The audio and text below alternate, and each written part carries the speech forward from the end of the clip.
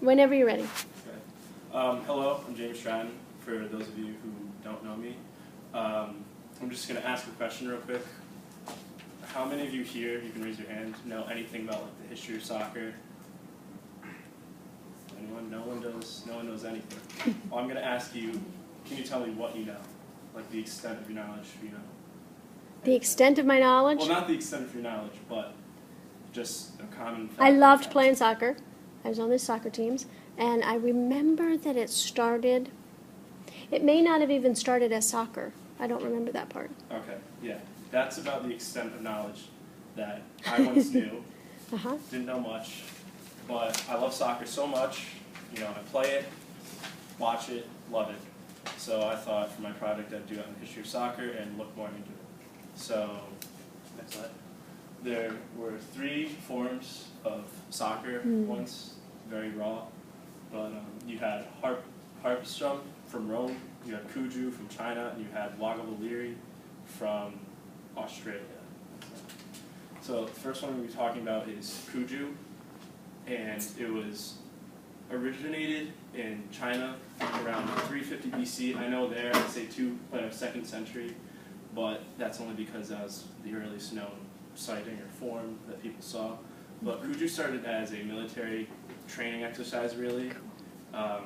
For the Chinese, it was great because it was very cost effective, it was fun for the soldiers, and it got them ready for battle. And so Kuju actually, after a period of time, it came into the rest of China through the other villages and the common people. And it's very interesting because it's the only sport that everyone was able to play. Men, women, children, royalty, everybody played it, which was very interesting. So there are 2 forms. There's Dai Bai and Jukui. And so many people played both forms, and the rules varied, not very much, but they were both played everywhere. And actually, the cool part about everyone playing both forms is that actually there's an account of a 17-year-old girl who took on a group of grown men and beat them. So it's really cool to see that that's one of the first sports that kind of united the people, I guess. Everybody played it. You even had professionals who would play, and that was their living. Common people who, that's how they made their money, how they fed their children, everything. And Kuju is actually the first form of soccer recognized by FIFA. I found that from FIFA.com.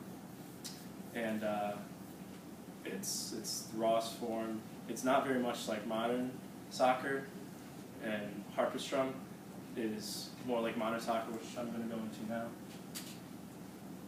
So Harpstrom was like Kuju in where it was used originally for military use. It would get people ready for battle, and it was supposed to be fun, although it was very dangerous and rigorous. It wasn't